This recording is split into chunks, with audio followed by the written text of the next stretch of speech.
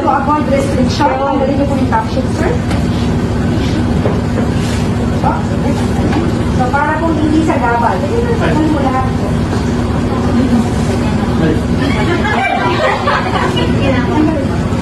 Alright. Now we're going to position the wheelchair perpendicular at the center of the bed. So saan mo gusto? Dito sa side na to o dito sa side? Kahit anong side pwede po siya. Diyan na lang. Unlock mo muna yung nakalock po.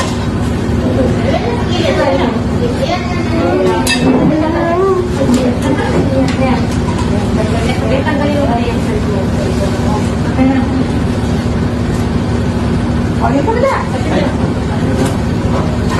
Okay, so perpendicular at the center of the bed. Okay, then, pasok niyo lahat. Okay, so lock the wheelchair. Okay, now assist the patient on a sitting position. Assist the patient on a sitting. Dalawang kamay mo gumagalaw mga except for the legs. Okay, assist. Sitting position muna. Sige. Alright.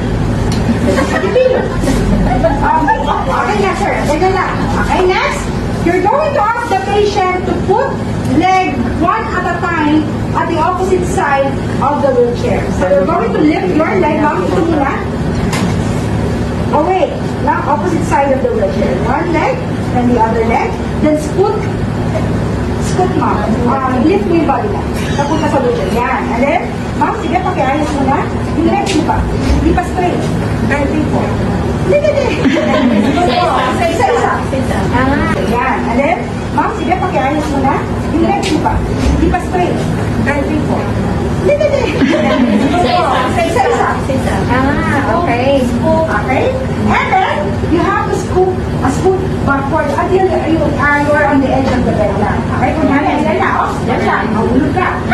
Okay? You can ask the patient, if possible, to hold on the wheelchair na. Hold on the wheelchair, hold handle of the wheelchair, and then lift your body and you transfer it. Okay? If the patient cannot do it by herself, balik ka man. So, assuming hindi niya kaya, you're going to ask the patient parent to hold on the handle na of the wheelchair. We're going to insert our arms with closed fist under the axilla of the patient. So, sir? Why closed fist? This is to avoid touching the breast of the patient. Kaya closed fist. At the count of 3, sir, we're going to lift the patient towards the wheelchair. Okay? 1, 2, 3, lift. Alright. Okay? So now we're going to ask the patient to propel the wheelchair backward, ma'am. Unlock muna siya ang gagawa. Unlock the wheelchair, ma'am. The other one. And then propel the wheelchair backward. Yan. Until the legs or the feet is on the edge of the bed. Okay? Pag nakaganyan na, sir, dito ka. Baba mo na yung mga foot plates. Ikaw mabababa. Foot plates. Foot rest. Yan. Baba mo muna.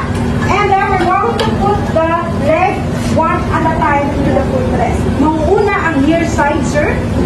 Near side muna, na malapit sa'yo. Followed by the far side. Alright, so now you can move the patient. For example, galing natin siya sa puno.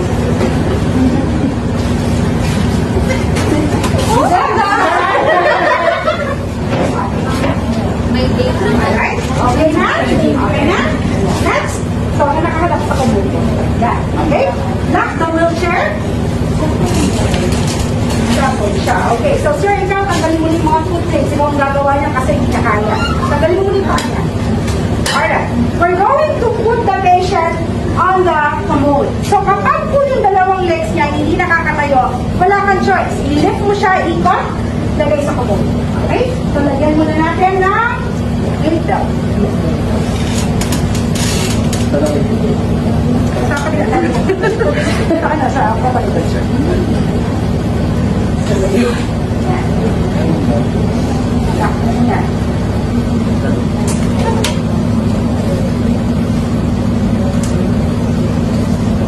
Okay? Alright. So, sir, i-lift natin siya. Sir, dito ka sa labis natin.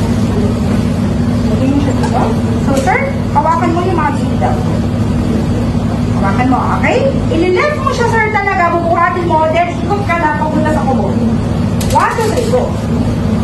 Mali. Hindi siya nakakalakad ng daan mo, sir. So, dapat mabilis, sir. Ikot ka. Huwag ka na mag-step ng galit. Okay? Kailangan mo umikot talaga. Okay? 1, 2, 3, go. Okay, fun. Ganun na talaga.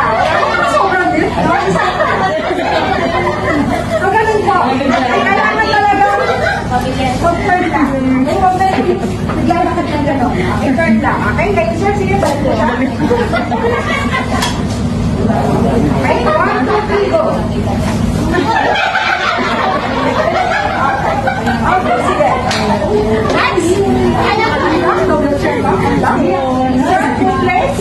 Balik na siya sa bed. So, balik mo siya kahit sa side. Pwede. Kung paano mo siya kinuha. Pwede. Nakalaw pa. Tanggal na. Nasira mo na siya.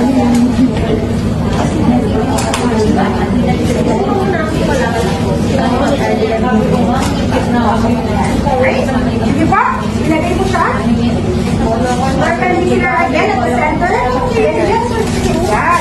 Huwag mo ipapagayat ng mga ha. Ilagay mo gabay. Ayan, ganyan na muna. Last, sige.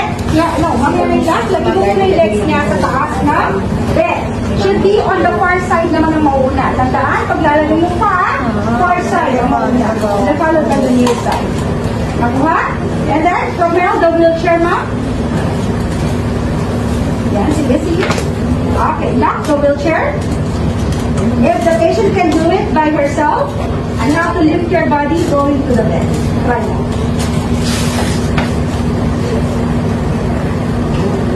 Alright. So, if the patient cannot do it, balik, ma'am.